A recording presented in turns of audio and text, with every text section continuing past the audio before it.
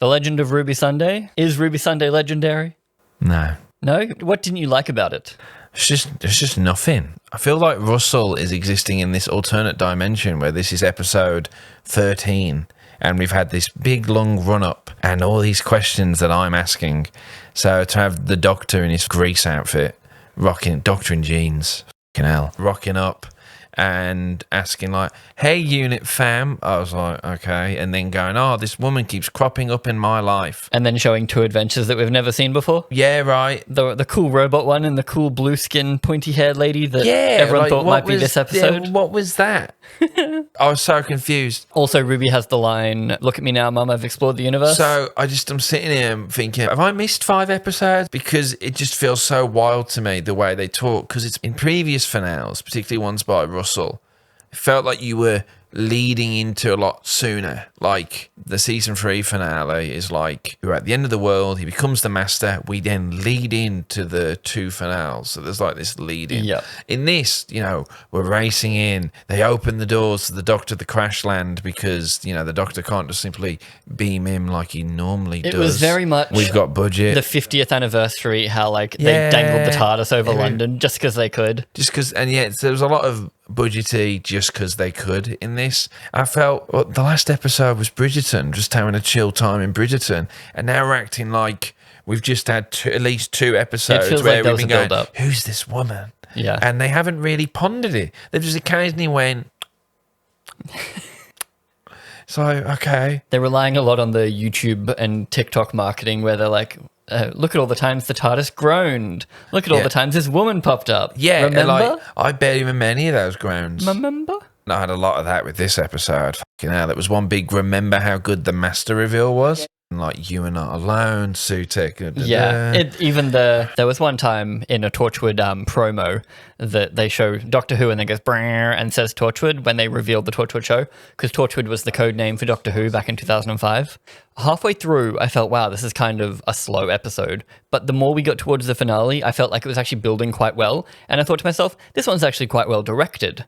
I had the exact... Really? I thought this looked like the most dull, flat... It just looked... There was no composition in any of these shots. And it feels like it's seasons 1, 2, 3, and 4, except now we've got 4K, 8K cameras. It does look very polished, but I'll admit that, yes, it doesn't look like there's any very well set up shots. It's all just very standard, looks good. The spaceman coming out the water in the start of episode 6. Yeah, there's no set pieces. It's just very nice. It does look nice, though. Yeah, it looks nice, but then... Because they've got money, they've got gear. Yeah. But I guess, yes, it's not as creative as you'd expect. The Doctor's crash landed and he's asking everyone a favour. And we've replaced the scientific advisor. Yeah, right. I do love Lenny. Lenny's fun. I love him. He's a better actor. And you've watched this show he was in?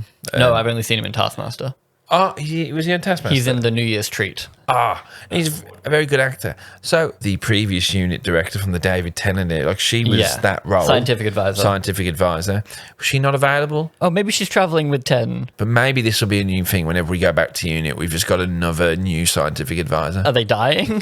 Is it a dangerous job? The Doctor has come to unit so that they can use facial recognition to find this woman on Earth, because the Doctor says, everywhere I land, she appears, so she must be here. Which is a fair point. I'm like, okay, rather than him looking for her or like hoping to bump into her again, which I guess is why Bridgerton, she was just a picture, because by this point they've apparently realized. Yeah. But then also they've had those other adventures that they show off screen, which I don't like. I'm wondering if they were just because they needed more pictures, or whether they needed trailer bait, or whether they wanted... because all of them were just trailer headshots. Either they were cut episodes because they decided to cram everything into 8 episodes, or they were just trailer bait. Yeah. And I don't really like either of those options, because, like, show me. I like off-screen adventures, but also I feel like our characters haven't been built up enough to have off-screen adventures. Yeah, it's the issue we've had the whole time, is that still the character work and all that just is constantly been an issue. I did like the Doctor and Ruby a lot in this episode, though. I don't know why. The Doctor was moving around doing a lot of things, and I think I like when the Doctor does things. Yeah, it's nice when the Doctor does things. David Tennant was on about how he really liked having the big coat because he could do pocket acting, and he could really... And I think about how people say, oh, you want to dress for the job that you're in. So if you're in the outfit, you feel like it. Like Robert Pattinson felt like Batman when he finally put the suit on, and it helped him. Christian Bale said the same, how he could do the voice when he had it on. So this is you getting up the fact he doesn't have a consistent costume? That it maybe affects just the way he kind of moves, that he's not putting on the outfit. Some consistency helps. Like a few of the outfits we saw in the promos, how it's like, it's usually a long coat, it's blue and orange, it's like he's playing off. If he had a motif, I think it would work well. That's it. By him not having a consistent outfit, I wonder how much that affects one's performance, that you're not putting on the outfit. He feels more like Shooty, less like the Doctor. Yeah. Me, when I used to cosplay as Matt Smith, like, yeah, you have this bad boy, you're flicking him around, you feel like the Doctor. You feel like it. And so many actors say this all the time. You get the outfit on, you feel it. Yeah. Is it just what he felt like wearing that day? Do they open up the wardrobe and go, what's it going to be today, Shooty? Yeah. But I thought for the finale, we'd put him in the promo outfit. Yeah. Despite all that, he still felt like the Doctor to me. Okay. Which is a good thing. He's still feeling doctor. He's feeling doctory. I think it was because he had more to do this episode than a lot of the other ones. Even though it was relatively standstill, yeah, he was at least bouncing around within those walls they put him in, and he was commanding people. So he was making decisions, ordering people around, sometimes getting them killed, which is very doctory, honestly. And when he goes to Rose, he goes, "How's your uncle?" He's meaning number 10, right? I'm like, who's her uncle? Oh, yeah. Must be 10. Yeah. 14. Because 14. Yeah, so it must mean David Tennant. But then later on he says he can't cross his own timeline. But also they know each other immediately, which does point to the fact that 14 must some point regenerate into Shooty. That 14 will have to eventually just lie down and fade away and he's Yes, Shooty. It was never clarified, but it seems like Rose and Shooty have met before. So there must be a point where 14 actually properly turns into 14. Kate Lethbridge Stewart, who's acting her arse off, like shivering. Kate does do really well there, but also to be the director of unit, I feel like you have to be more okay with people dying. Yeah. And then she stops Ibrahim from doing something interesting because she's worried about losing another agent. You're a military leader. You got to be okay with sacrifices to do stuff. No one shoots anyone. I love that they always have guns, but the unit people never just open fire. But we pretty much spend this time split between Susan Triad and the Doctor. Yeah, we get revealed what Susan Triad is. Immediately, before the intro credits, they're going through the things that it could be. It could be Sutekh, it could be Susan Tech, it could be TARDIS, it could be Subscribe. Well, the Doctor works out that she might be his granddaughter. That S Triad is an anagram of TARDIS, and that also Susan is my granddaughter. And everyone's like, that's why we've been watching her. Like, that's good. Yeah, it was funny. It shows that unit's actually doing something. Yeah, because if they can't solve things up to a point, then the Doctor comes in and goes, here we go, and what's the point of them? Yeah, that he thinks it's his granddaughter, and then obviously he has to, which you don't see often, the Doctor has to explain regeneration before he's regenerating. Which I don't love, because it happens a lot this season with him having to explain everything to Ruby, because Ruby hasn't been around long enough. They haven't been together long enough. She hasn't seen anything. So it's like earlier on the season, he says, I have a granddaughter. And if that was supposed to be episode 6, I can see why they moved it, because like they're very close together. If he's like, by the way, I have a granddaughter. Oh, by the way, my granddaughter's here. It's more like allude to early on. And then it's like, I have a granddaughter. Yeah. Remember I told you about my granddaughter? And then he says, by the way, I can also regenerate. If this is season 1 and you're a new fan and you're Ruby because you don't know what the hell's going on, just getting told that he can change his face is a bit strange. Because I guess Rogue also mentioned it last episode with the whole face changing. So it's a lot of us being told that he can regenerate with us not really having anything to grab onto there because we're new fans and it's a first season. And I'm not sure if this is a big reveal. He goes, so you've got a family out there. He goes, we're not yet. So the idea that because Time Lord stuff, that he met his granddaughter before he's met his kids. And it's like, I guess Susan could have time traveled. But that's because back in that initial, he was the old fogey, as you said. Yeah, they needed a young girl. It was just a 53-year-old man, but a post-war 53-year-old man.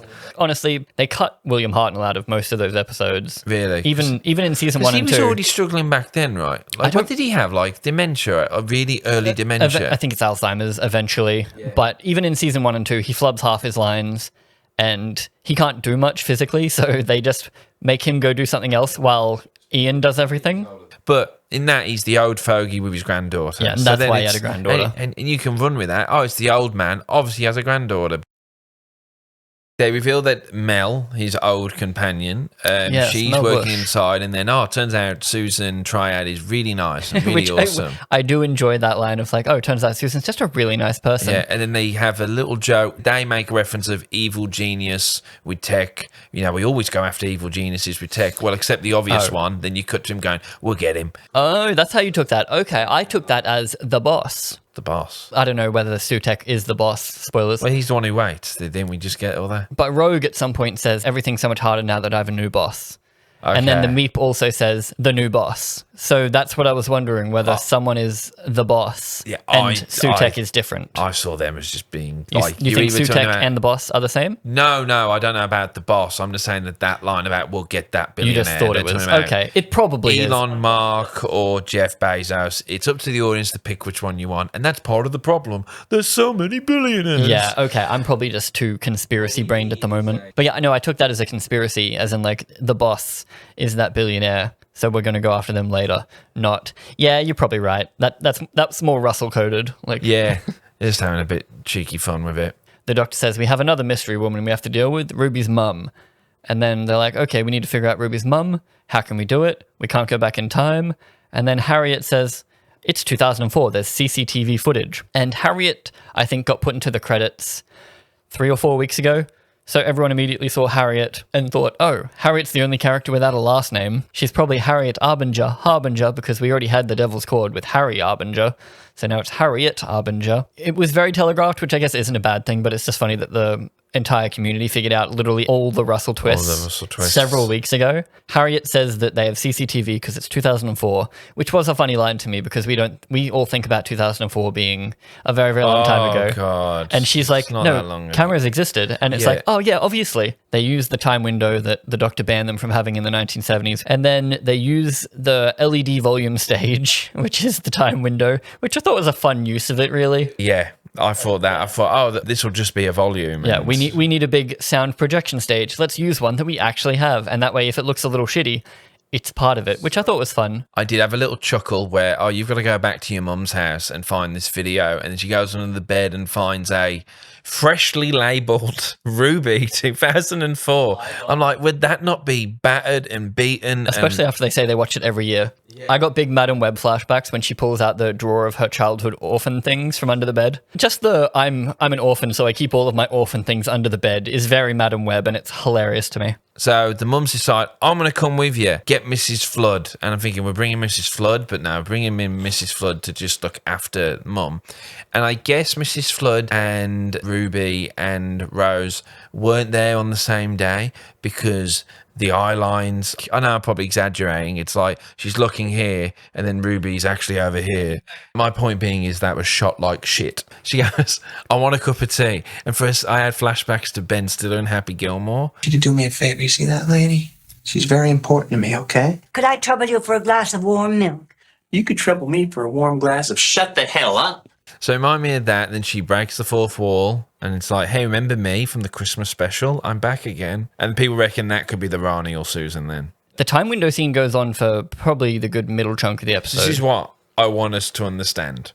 They are using the videotape, CCTV footage, and Ruby's magic, snow stuff, to recreate the image. Yes. It's a hologram. Yes. But they can't move and they can't interact. So I was like, are they there or are they not there? They can't interact, but the time window allows them to see through to that point. But they're not there. Because you've got him with the gun. It's risky because it's a time window. It's like you can break a window. Like you can look through someone safely through a window, but you can break the window if something goes horribly wrong. Is that the analogy they used? I assume that's why they're going with window. But they didn't use that analogy, did they? What, that you can break the window? No. They I probably wish they should have. did, because then I would have got it. Or okay. Yeah. But all they were using the video for was for GPS positioning, basically. Yeah. Because then they can track something which they can point the window at. So I assume they can point the window at anything they want to. I don't understand why they didn't rewind. They could have rewound the video. That to me makes sense. If you're looking through a time window, you can rewind through the time window and try to get a bit of view on the face. It's going critical. Yeah, but Not then that it matters. As soon as the guy's like, oh, I can have a better look from over here, and the doctor's like, yeah, allow it. I'm like, oh, rip that guy. So we get the doctor causing someone's death, which is always nice. Yes. In a horrible way. But he makes a decision and it blows back on him because he gets too concerned with the current situation and not enough with a human life. Yeah. And then Kate is not happy about that. So they are trying to look at Ruby in the past and they can't see Ruby's mum. I do like that they still had the doctor rock up. I wasn't sure if they were going to keep that timeline canon. And this is separate to the Susan thing, right? He's doing two mysteries at once. Yes. Okay. Well, not overly separate. As in, yes, separate, but also Sutekh, the groaning TARDIS thing kind of comes in at the end of it because it bleeds through the videotape a little bit. is what I think they're going with. So they did not reveal Ruby's mum. Like, that is a mystery for next week, I guess. This week we get the Sutekh reveal, which is the TARDIS has been groaning a little bit every episode because something's wrong with it. Turns out an entity has latched onto it, and somehow that comes through the time window, or at least is triggered by it, or maybe it's only revealed through that. So, like, it was always there, but something with the time window makes it a little messy, and it kills a guy, and then they go, oh, something's wrong with the TARDIS. Then he's like aged or he's sand. Because it's a little bit, I don't want to say messy, but it's loosely connected. Like, this thing kind of causes this thing to happen, which kind of causes this thing to happen. But the end result is they realize that the TARDIS has something attached to it, and then kind of all this while, the Doctor isn't even in the building. He's moved on to go talk to Sutekh because he thinks Susan is his granddaughter. She just says, oh, I have a bunch of dreams. So she doesn't seem to know what she is. Yeah, like, is she a harbinger? Yeah, she becomes a harbinger. She does the exact same thing that Harriet gets, where they turn into servants of Sutekh because Susan technology, Sutekh. Obviously, you know, we're getting the Sutekh, you know, it's all breaking down. And then did you catch the one where it said subscribe? It's the pyramids of Mars. We get the god Sutekh. I don't like the way they're treating Sutekh as a god. Sutekh is a god, but Sutekh is also a race of aliens called the Osirans, which is like they're godlike aliens, which I think makes more sense in my brain in this universe. And they can be all powerful. They can be like, they can ascend to another level of existence if they want to. Like, that's a little bit Stargate-y. I don't know if you ever watched Stargate. No. But what they do here is Sutekh appears as the god of death in a big ball of CGI. That's how he appears in some of Pyramids of Mars. The rest he has the helmet on. But it's a little bit weird because other Osirans exist. Sutekh is a thing. Everyone called it. So it's kind of funny. Yeah. So why was Susan Triad throughout history so much if she was just a harbinger? Like, yeah, they've got to explain this. I don't know why. She's connected. Yeah. Unless I missed something. No, that's his question to her. You dream a lot. And so in her dream, she's in these different situations connecting her to the Doctor. Yes. So how is she physically somewhere else? But then because the Doctor has interacted with her. Historical. Like, I don't know, maybe when they look at the image and see the old woman in Bridgerton episode and goes, oh, that's da-da-da. Yes. Maybe Ruby and the Doctor see the Susan Triad, but everyone else just sees, like, maybe they're... But then, still, why? It's all, Yeah. It feels like more of a thread that Russell has put throughout just to make us remember Sutekh. Yeah. It's a mystery building into this without any real reason, unless next week they reveal something. I think I'm right now to say that it's a finale, which means that everything that we've built towards with this season should be coming to fruition. Built towards. Yeah. Apparently it will. Russell says that 99% of things will be explained in the finale. I don't care about explanations right now. I care about the fact that I'm not invested in anyone. I'm not invested in the mystery of Susan Triad. I'm not invested in Ruby trying to find out who her mother is because it's not brought up enough. I'm not invested in this Doctor yet because I don't really know him still. And so when we're coming into the finale and I'm still like, okay. And that was my problem, which might just be with me. And maybe there are other people who are completely invested in Ncuti's Doctor now. They've had enough episodes with him and they get it. But the last episode was just a regular Doctor episode that we had some issues with, but was a regular Doctor episode. It's like going from the fucking Wasp episode into the finale. It feels like it does start this episode. Like, it hasn't really been building. It's just like there's stuff around. It feels like it and was then it starts building. Like backwards. That he wrote this episode going, oh, well, we'll build up really well. And you didn't. So, well, that's the thing. They needed to see something, and then we needed to see them heading to unit, or at least say, we need to go to unit to investigate this. We needed more of a Susan-based and I'm not mystery. Saying, because if you're going to do the companion mystery, which Russell didn't really do. The companion themselves weren't a mystery. There was a mystery around the companion. Martha's a mystery because I can't believe that you fumbled that bag, because you're such a cool companion that they fumbled. It's most similar to Clara. Yeah, but Clara was... Oh, God, it is. But Clara's done so much more better, because... that was anyway, because you're seeing her, you're interacting with her, there's the questions of who she is and what she's about. Yeah. And even though it ends up being just she was falling through time and... That's a little bit more what I wanted from Ruby that I kind of forgot happened with Clara, is that the Doctor kept her around a lot of it, or got her in the first place. Because she was a mystery, like, this Doctor didn't really seem interested in Ruby's parentage until this episode. Having it snow is not good enough. Yeah. You might as well just go, remember Ruby's special. Yeah. And just have the text flash. because that's all that is to me. Pretty much. The only time that was used that I liked was when it snowed and it couldn't get through the glass in 73 yards. Oh, when she was sad. I Yeah. liked that. It's ultimately my disappointment with it that even if we have a great episode next, I'm not invested in this Doctor. But it's the first time really in the Doctor I've actually committed to watch. The whole episode is just waiting for the reveal. And we spend 20 minutes in the fucking volume. I know it wasn't 20 minutes, but it felt... It might have been. Fucking hell, it really did go I'll on. time it. Like, it did go on. Like, just... Because it was the crux of the episode, I think after the volume moment, it started building quite well for me, but then it has to end because it's a two-parter. I think this might have been a really good movie level, like movie event Special. episode, because then it would build into a proper finale, and then we wouldn't have the problem where we feel like we've been chilling out doing adventures, suddenly we're doing the finale. It would feel like we need to do a bunch of stuff, and then it's like, oh, this builds... The next episode is going to be an hour long, apparently. Okay. And it's going to start where this one ends. I don't think we really need the cliffhanger.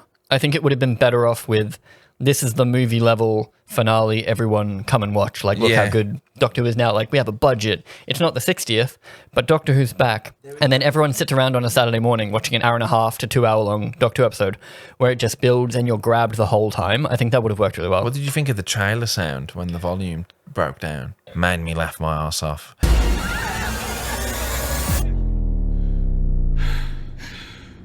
Doctor doesn't cry. He thinks about it. The tissue's being reached for. He punches a wall because he got some guy killed. Even though last episode he said, I'm the Doctor, I just move forward. And then this time Mel has to pull him out of it. Good moment for Mel. That she's because she was always a bit like that. It was nice that Ruby and Rose, because, Ruby and Rose are best friends. Two shades of red. Yeah, and we've established that already, that Ruby and Rose are complete best friends throughout the whole episode. They're the same age, and Gen Z just gets along with each other, I guess. Yeah, I know. It's a small thing, but it's like, well, what are you hugging? What are you hugging? They were very friendly from the get-go. I mean, they're both linked through the Doctor. They're both the same age. They're both just good good people. Well, Sarah Jane and Rose get over it really quickly as well because they bond over the dumb shit that he does. And they're like, oh, because he is the same. Yeah, it's just normal character thing where they don't like, then they begin to like. Well, this episode also has no character tension. I thought they would for a second where... Oh, yeah, it's nothing. After... They're hugging each other. Ruby Sunday. Oh, not just Let them. me love bomb you with me PowerPoint I planned. That's what I was working on this whole week. Not just them, but after the guy dies, I thought Kate Stewart might be a bit more annoyed at the Doctor. Yeah. But she kind of lets it go pretty much immediately, which again is good because she's a military leader. But then the Doctor punches the wall. I just feel like it would be like, it seems like it was building up to that. She's like, don't go back there, soldier. And then the Doctor's like, no, you can do that. I've got this. Don't worry, I've got this. And then he's wrong. And that should feel more impactful from everyone around him. Yeah. Like if Ruby saw the Doctor get someone killed, like that might make her go, uh-oh. So there's a fun bit where Susan Triad turns out there's no audience there, and there's this whole thing of, oh, must they cheer my name? She was so cringily funny when she does her little dance to get out this is there. what I wanted to bring up, because I think that's a subtle, if you watch Parks and Rec, like the Leslie Knope, get on your feet. But I think it's more of a Theresa May, a conservative British Prime did she do Minister. something? When she walked out on stage, she had a very rubbish, weird, like elbowy dance. So does Trump. Yeah. He always works out. But it was charming with Sutekh. I thought it was making her a little bit cringe and a bit more like non-threatening. How can this be? Because it's like, Yeah. look at this old lady try to dance. She's so silly. Yeah, so everyone's separated, it's looking bad, and then we have even the music, we're going for the same energy as the Master being revealed, I felt. Oh, the quick cuts between all these things. You were not all the alone, reveals. the editing, Sutekh, it was the wrong anagram, and all that stuff, and him looking absolutely horrified that it's Sutekh. Remind me a lot of the Master reveal that Russell's definitely already doing, and it's a little bit of a theme where it feels like Russell's just kind of picking up what worked before, but I know there's only so many things you can do. So Sutekh gets revealed and we end on the cliffhanger because we know it's Sutekh. We get a big CGI smoke monster Sutekh. Ruby is about to see her mum because the Doctor sends her downstairs. Ruby is at unit. Harriet Arbinger and Kate are upstairs at unit, and the Doctor is with Sutekh and Mel at Sue Harbinger. TARDIS is out of the Doctor's control, we can assume. Yes, and somehow is possessed by Sutekh. I hope that we get an explanation of how he Sutekh uses is that back. connection because you were there in the thing, so... Yeah, because Sutekh was re-imprisoned. It's all connected, but by very thin strands, and I'm hoping everything actually links up together. I'm not saying that the beat for beat of this script, like we've said before, is fine. But to be at the finale and to still have the same kind of shoulder shrugging, I think we've built up to something way too quickly. And like the master build up, you could argue is a 3-season build up because It's also 3 episodes because you get Utopia. And then you have a whole 2 episode based around the watch, so we know. But then I'm saying is you can argue 3 seasons of my planet's gone.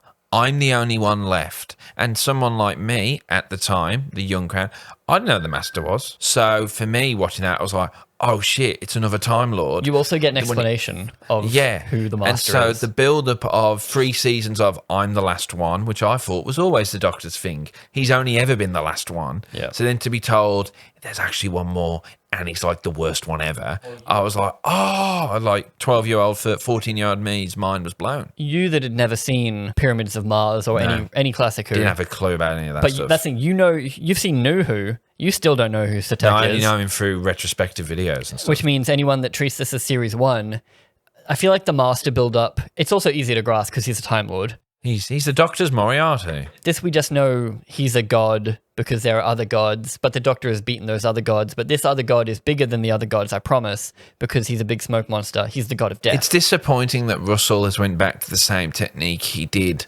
which was fine back when he was reintroduced to everything. It's the Dalek season. It's the Cyberman versus Daleks. It's the Master season. Yeah. And then it's my end game because I'm leaving now. So to then have him come back for this season, I'm doing something new, but actually I've reached deeper into the trunk of Doctor Who villains. Yeah. And I've pulled out Sutekh this time. Which some people will like. This ending doesn't work unless you're big into theories or you know who Sutekh is. Because Sutekh, in the way they've built up Sutekh, it's just like, oh, you're a new god. You're a big bad god.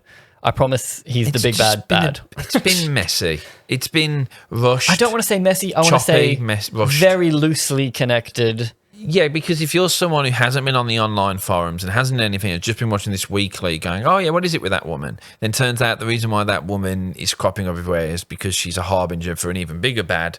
You, as you just said, you go, well, what does that mean to why she keeps cropping up? I think that's the loosest thread for me. Even in 73 yards, which no one can remember now. You had to crop up there. She was around just to be around. For the audience. Yeah, as a TikTok compilation, oh, look who that is. Yeah. Like, as finales go, as part 1, the first part 1 of this season, it's the first 2-parter of the season. It's amazing how just 5 more hours will do for you. But I just thought as an episode of it was just building up to next week, which is actually where it's all going to be. which I think why it might have worked better as a movie. Although maybe it needs to be so that everyone can spend a week watching Sutekh videos on YouTube so that they can find out who Sutekh is so that they actually care next week. Yeah, I think this could have been scratched down. If you made this 30 minutes, then connected it, made it one episode, because that whole walking around on the volume took a while. Yeah. But I reckon it probably ended on Sutekh so that we can get a montage and that they can spend the next week on the Doctor Who's YouTube channel putting up a villains you should know. That's it. Overall, I'm not pumped going into the finale. I think I was a bit more amped up because of the second half of this episode, but that momentum obviously stopped when the episode did. So now I feel like I've got to wait a week to then get back into that momentum. You're not rushing to discuss it online or with me, or it's just... Well, they've explained it. It's Sutekh. I don't know how, but it's Sutekh. It's Sutekh. And then will they even bother to explain it? We'll get Ruby's mum, and that maybe Ruby is the opposite of an evil god, because we've only had evil gods. So maybe Ruby's mum is a good god. They mention the Trickster by name. That's fun. If you watch Sarah Jane. They did mention the Trickster. Lots of homework in this show now for season 1. Why do you think Sutekh is back, and who do you think is Ruby's mum? Am I being too harsh on Doctor Who? And actually, it's perfectly fine, and I should just be more grateful for it. Yeah, tell Steven he's stupid.